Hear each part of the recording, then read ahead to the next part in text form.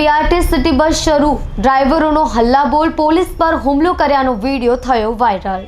સુરત શહેરમાં BRTS city બસના 50% જેટલો સ્ટાફ હડતાલ ઉપર ઉતરી ગયો છે। સરકાર દ્વારા જે નવા નિયમો લાગુ કરાયા છે તેને કારણે ડ્રાઈવર અને કંડક્ટરો દ્વારા અચોક્કસ મુદ્દતની હડતાલ શરૂ કરવામાં આવી છે। જો કે આજે કેટલાક રૂટ ઉપર બીઆરટીએસ સિટી બસ શરૂ થતાં તેનો અન્ય ડ્રાઈવરો અને કંડક્ટરો દ્વારા વિરોધ કરાતા વાતાવરણ તંગ બની ગયું હતું। મામલાને લઈને પોલીસ પણ ઘટના સ્થળે પહોંચતા તેની સાથે પણ માથાકૂટ થઈ હતી, જેમાં એક પોલીસ કર્મીને દોડાવીને માર મારવામાં આવ્યો હતો। અંદાજે 50 લોકોએ પોલીસ કર્મી પર હુમલો કર્યો હતો, જેમાંથી 19 લોકોની ઓળખ થતાં પોલીસે તેની અટકાયત કરી હતી।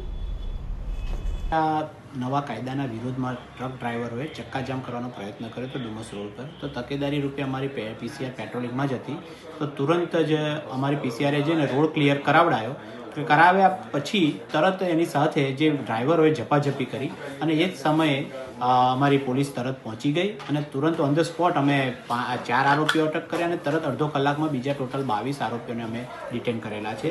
આ બાબતે આઈપીસીની 332, 323 તથા 341, 504 અને 143, 147 હેઠળ ગુનો દાખલ કરેલો છે।